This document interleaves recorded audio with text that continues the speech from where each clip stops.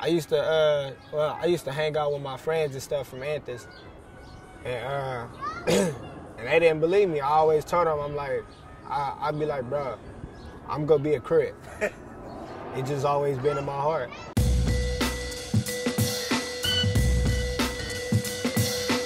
So what was your family situation like when you were a young lad? It sounds like it was pretty tough.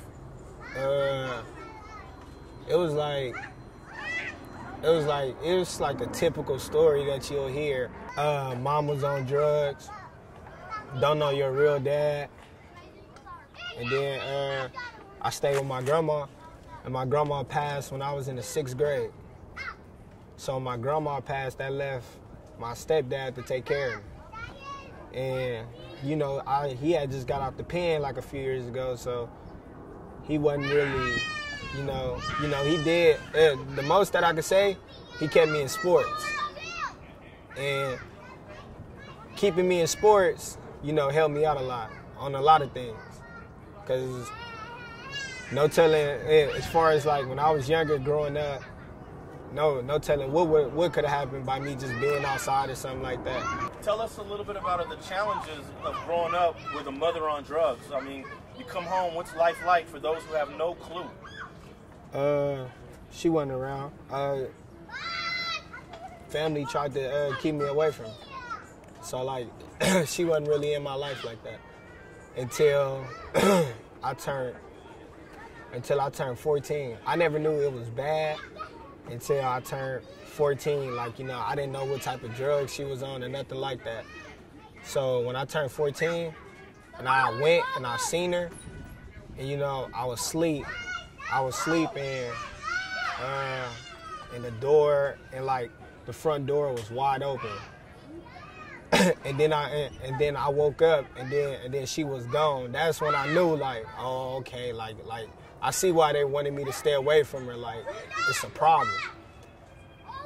And then since then, it's just been like keep my distance. But I still love my mama though. You feel me? You only got one mama. Your mama is your mama.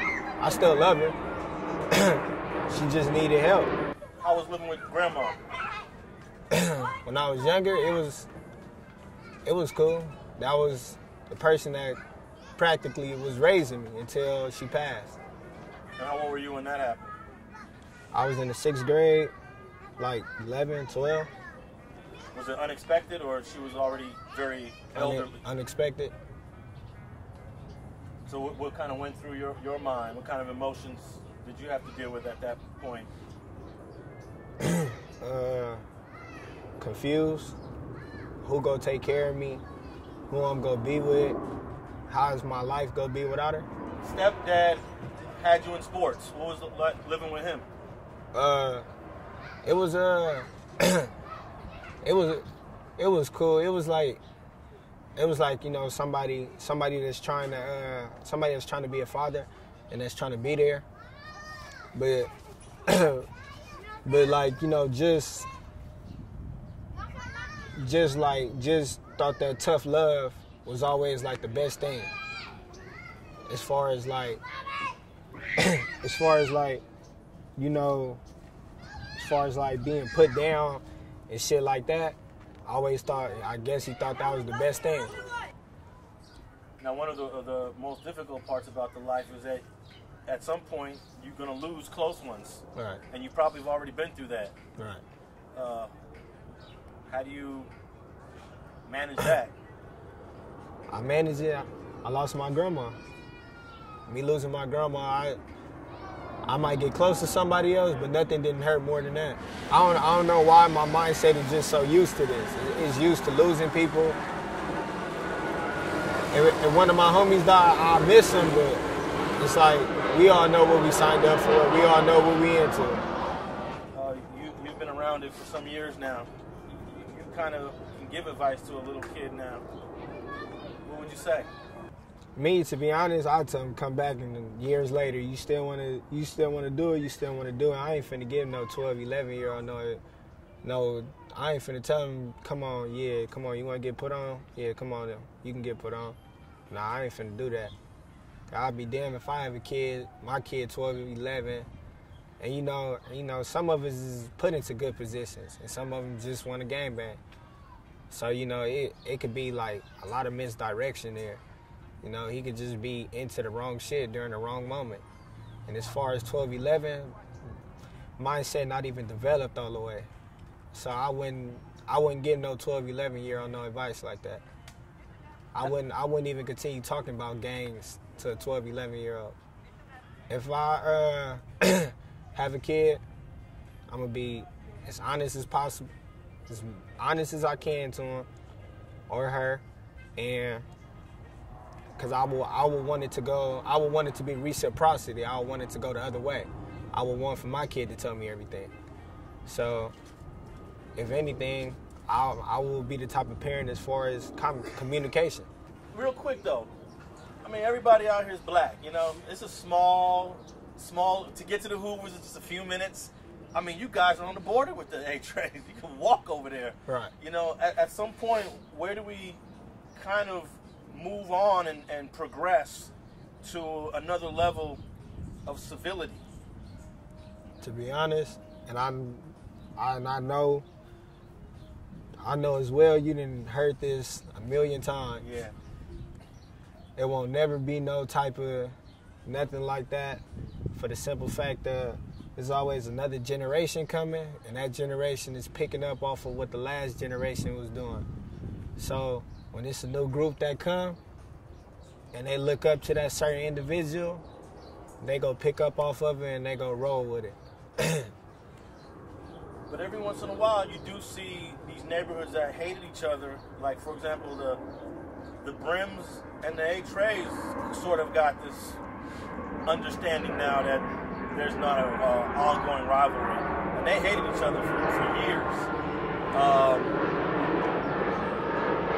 The A-Tray Hoovers and the A-Tray gangsters, they kind of back and forth. The 30s and the 40s had a 10-year rivalry, and they squashed that after 10 years. So I always think there is chance, you know? Yeah, it's chance inside neighborhoods, like 30s to the 100s. Like if you neighborhood and you in the court, it's chance and shit like that. But you know, it ain't no chance with no other car, like no Hoovers and them down there and them up over there. It ain't no chance, because it's always the way how big we all is. Because we got so many different sections, there's always somebody from that side that gonna be like, fuck them. And it's always gonna be somebody on this side that's gonna be like, fuck them. But there's a lot of older cats that are in their like 40s and over that is doing work to try to minimize the conflict and the drama. Have you ever came across these older cats, and how do you feel about them guys? I mean, I don't got nothing against nobody that just want to see, you know, peace around. Who wouldn't want to be around, you know, good vibes and everything being cool? But you know, it's just so happens that's not how the world works, or that's not how the world works up over here. You can't just. It's like we not like cousins. We can't just shake hands after we fight, or two people can't just make us, you know, I need for you guys to do this. It goes way deeper than just the gangs, because then once let's say everything do calm down, and then what the police go do? Now they gotta find something to do. Either way it go, it's gonna continue to go on. And if it's not going on for the police, it's gonna be going on from ourselves. Thanks for watching StreetGangs.com. Please like and share the video you just watched, and leave a comment below to tell us what you think.